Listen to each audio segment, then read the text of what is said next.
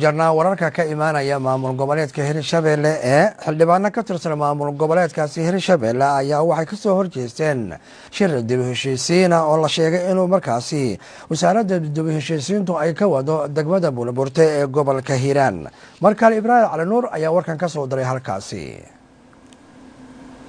xildhibaano ka tirsan baarlamaanka dowlad goboleedka Hirshabelle oo maanta shir jiraa'id ku qabtay magaalada Jowhar ayaa waxay kaga soo horjeesteen shir dib u heshiisiineed oo wasaaradda arrimaha gudaha iyo dib u heshiisiinta dowlad goboleedka Hirshabelle ay ka wadaan magaalada Buulaburte ee gobolka Hiiraan. xildhibaanada ayaa sheegay shirkan dib u heshiisiineed in loo maray waddo qaldan isla markaana ay keeni karto kala fogaansho hor leh oo soo kala dhaxgashay bulshada ku nool magaalada Buulaburte ee deegaanada hoostaga. waxaan leeyahay xilliga hadda lagu jiro ma aha xilli dad la isku keeni karo dad gaaraya 10 ruux ama 5 ruux xitaa inay meel isugu yimaadaan xilli la reebo waaye wasaaradda arrimaha gudaha iyo wasaaradda bulshooyinka ee jira Buulaburte waxaan leenahay amarkii madaxweynihii federaalka ahay ra'iisul wasaarihii madaxweynihii maamul goboleedkii shirkii golaha wasiirada ee Hirshabelle ay yeesheen oo aamadii ka soo baxay ha noqonina kuwa buriyo fadlan dambi ha galina ka soo taga Jowhar imaada aan ka wada tashanna waqtiga ku haboon dib u heshiisiinta cidda xaq u leh waa xildhibaanada deegaamada ka soo jeeda ee deegaanka Buulaburte matala waxa kale xaq u leh wasiirada ka soo jeeda degmada Buulaburte ee ayaguna ka soo jeeda saacadan oo la joogan ognahay Soomaaliya maanta inuu cudur ka jiro wasaaradda caafimaadku ay faafisay in cudurka kaloor laga helay wadanka laga helay madaxweynaheena maxamed cabdi waara oo fasaxay iskuuladii in shacabkii la yiraahdo shacabkii hal isku keeno dib u heshiisiin hal la sameeyo wasiirkii isagoo lacag yar oo hay'ad ay u dhiibtay inuu shacabkii dhexdooda cudurna ka abuuro oo cudurkii uu sii faafiyo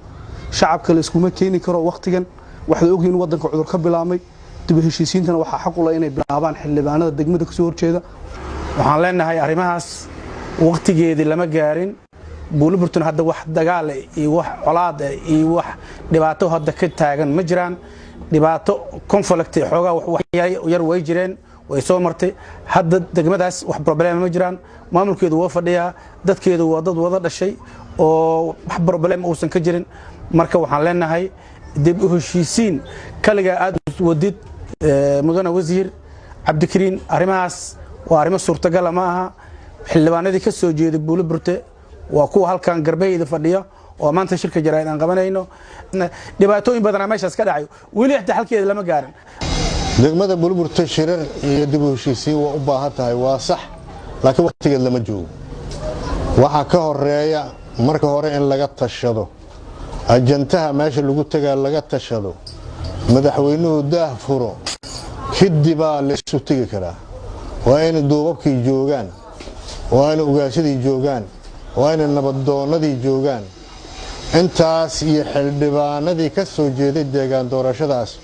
waa in arrinta ku edel yihiin waxa Hirshabelle iyo qaranka ummadda Soomaaliyeed dib u dhigay wax lala dhuumanaayana ma suura galayso xagala geel wax gudti la geliyo ka weyn waa ka soo horjeednaa shirkaas meesha ka socdo waa ka soo horjeednaa hadda maanta waxa warnaga soo gaaraya ninkii labaad ayaa waxa laga helay Soomaaliya ninkii labaad laga helay Muqdisho ayaa maanta naga soo gaarayo in ummadaas meesha iskugu imaanaysa ay chlorovirus ay ka qaadin ayaa loo fasaxay iskoolaadkii jaamacadaha la fasaxay marka taas waxaan leeyahay waa sharci jibin waaye taas aan leeyahay wasiirka midda kale inta waxaan aanu sheegaa wasiirka haka soo laabto degmada Buulaburte maadaama uu kala tashanin xildhibaanadii matalay Buulaburte. Ibraahim Cali Nuur TV Universal Jowhar. halkaad wali daawadaan nagala socotaan telefishinka Universal warkuna xudin kaga